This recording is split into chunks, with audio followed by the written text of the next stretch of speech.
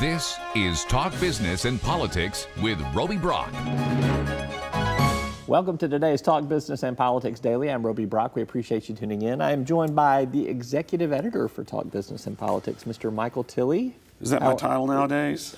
I got some other titles for Okay, you. I bet you do. We'll go with executive All editor right, today, okay. so that'll keep you in good graces with the right. rest of the staff and everybody watching out there. So Okay. how are you? Good. I'm doing well. Good. Doing well. All right. We got a couple big business items to talk about. Let's begin with Tyson Foods. Their CEO, Tom Hayes, is going to be leaving at the end of this month, replaced by Noel White. This was quite a surprise. Very About big 2 years surprise. into Tom Hayes' tenure as Tyson Foods CEO. Why is he leaving? Well, it cited personal reasons. I mean, that's broad. You know, is it internal personal reasons, external personal reasons? We don't know. But as you said, it was a surprise. I mean, first of all, it was a surprise when he was hired. You know, he came from Hillshire. He wasn't a Tyson guy, Right. part of the Tyson culture, so to speak. So it was a surprise because when he was hired, everyone thought Noel White would be the guy who is now the guy. But Mr. Hayes has come on, and it's been an incredible run for him. It bought Advanced Pierre, $4 billion deal. You know, they've invested in these new meat or these meatless technologies. Recently bought Keystone Brands for $2.1 billion. That's a critical acquisition because it gets them in a lot of international markets. They supply to fast food, McDonald's, McDonald's isn't just in the U.S. Right. And they've ramped up into the startup and small business Yes. range there as well, too. So what kind of company we don't know really why Tom Hayes left, Right. and we may never know, but it clearly, after 2 years, and it seemed to be very agreeable because you saw some very complimentary things from John Tyson. Right. So this was not something scandalous per se where you're kicking someone out. At least it wouldn't appear that way. doesn't look like seems it. to be a pretty Right. mutual agreement there. What kind of company does Noel White inherit now as CEO? Although he's been working with them and helped to build it where it is, but what kind of company is he running now? Well, I'm obviously not going to pretend to know the exact type of company, but I think he has two. I think he's kind of been given two platforms, so to speak, to deal with. One, the company itself, I think, is in pretty good standing. You look at some of their past quarters, good numbers in the different segments. They've been making the right investments. They even sold, the bakeries and some divisions that don't make sense. The other part that he's going to have to deal with is the tariff issues, trade issues that could hurt. There is pressure in the pork segment because of that. So he's going to have some of these external factors coming in because of politics. But I think for the most part, he's inheriting a company that is on a good track. And look, Mr. White has 17 years experience. He's been in beef, he's been in pork, he's been in international poultry. He knows the company. And that's how it used to be for Tyson execs. They knew the company soup to nuts, so to speak. Yeah, he's well-rounded. He Right. just had to dabble a little bit in everything. Whereas Tom Hayes came out of the marketing Side of Hillshire. aspect of Hillshire there, which was good for Tyson Foods in terms of rebranding and putting some things together on a marketing front that they maybe had not done in the past. Right. And one point, Mr. Hayes created some interesting management structure that was very different than what Tyson was accustomed to. So that's one thing we're going to be watching.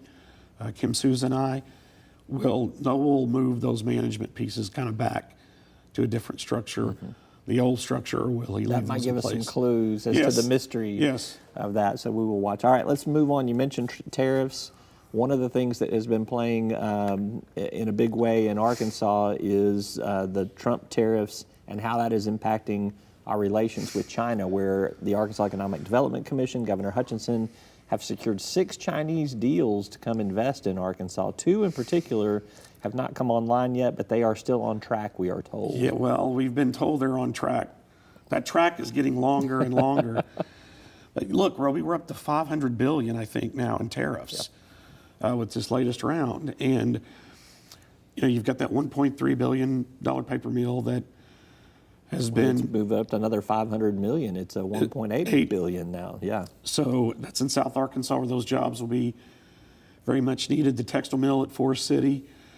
But, you know, the textile mill was supposed to have been up and running this summer. Now they're saying, well, maybe in October you'll be seeing some action on that. And on top of that, Rui, I'm not sure I'm pronouncing it correctly, but Rui, the textile company, just announced a $2 billion investment in Nigeria textile facility. So hopefully that doesn't take the place of the Forest City, but it does, and it's a challenge for Mr. Preston and AEDC to make sure that what's going on in DC doesn't kill projects in Arkansas. Best face on, obviously, and he has had a lot of, from our reporting, weekly, if not daily, contacts at times with some of these Chinese officials to say everything's okay.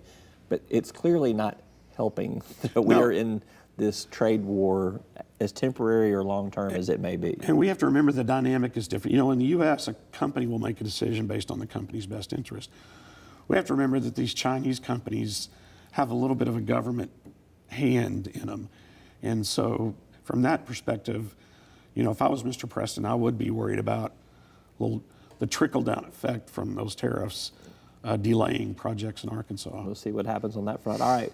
Lastly, 1 in 12 Arkansans are employed in some way, shape, fashion, or form to the trucking industry, the transportation sector in Arkansas. How healthy are trucking companies in Arkansas now? Well, I think they're doing well, and then there's another point on that I'll get to. But 1 in 12, as you said, or 3.1%.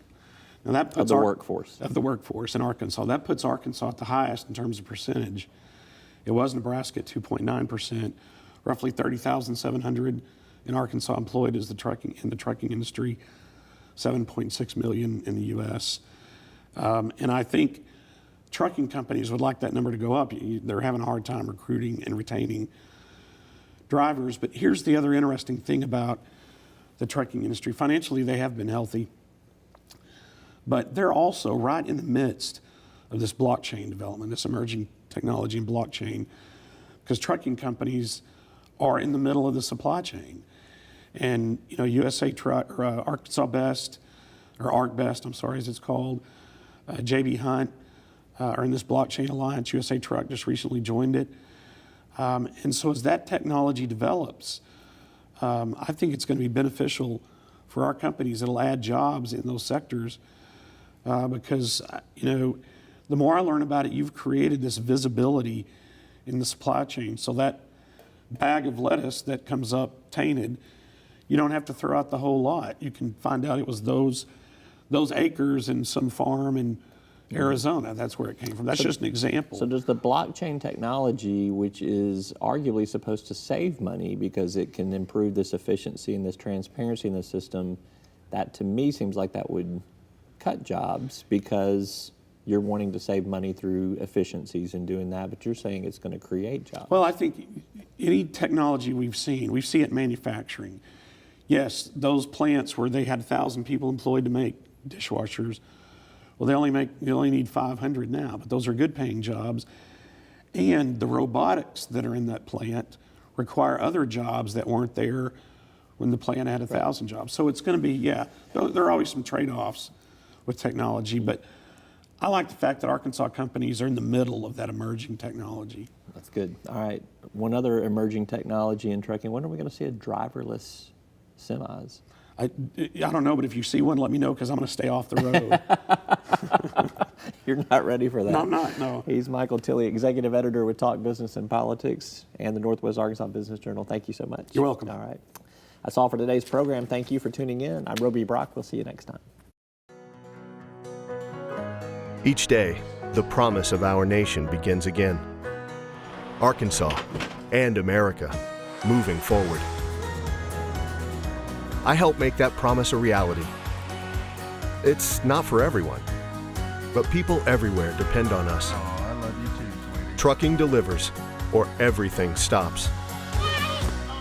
And that's what drives me. I did. Arkansas Electric Cooperative Corporation provides electric energy across 2/3 of Arkansas. This is an exciting time in our energy history, with incredible progress being made in renewable energy and storage technologies. As our energy portfolio continues to diversify, we'll maintain an all-the-above strategy to provide reliable and affordable electricity. Ever since the first light bulbs were placed in our members' homes, the electric cooperatives have been the solutions provider for our members, and we want to continue that well into the future.